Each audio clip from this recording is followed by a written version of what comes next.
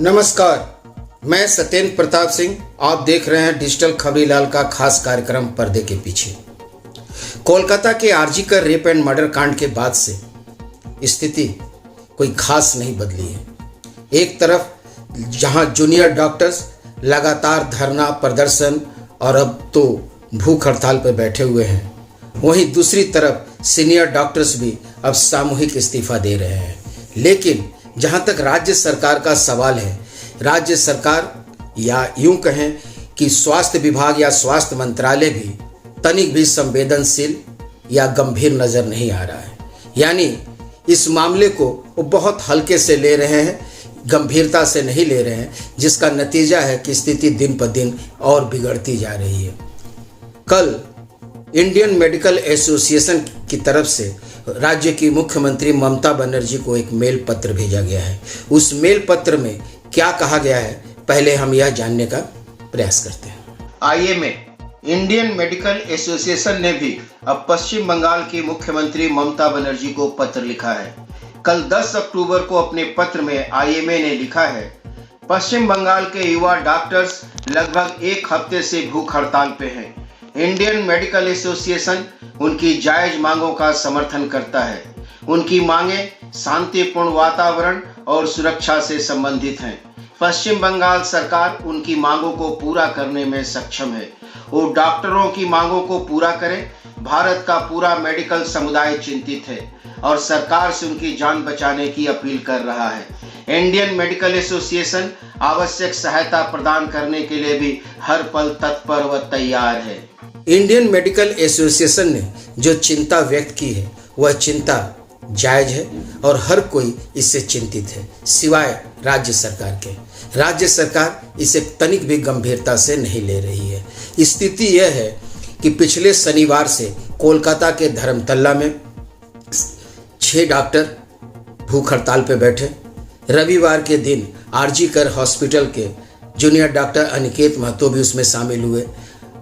फिलहाल 7 डॉक्टर जो वहां अनशन पर बैठे थे, उसमें कल रात एसएसकेएम हॉस्पिटल के 4 डॉक्टरों की एक टीम भेजी गई, क्योंकि स्थिति डॉक्टरों की बिगड़ रही थी।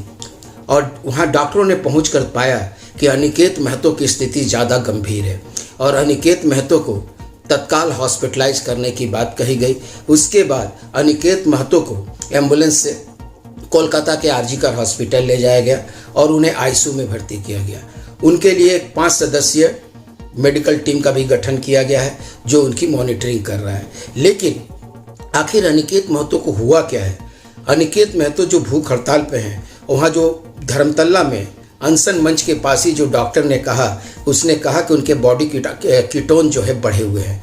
आखिर ये बॉडी कीटोन क्या होता है और अनिकेत महतो की स्थिति क्या है, यह जानने का हम पहले प्रयास करते हैं और सुनते हैं डॉक्टर के मुंह से ही।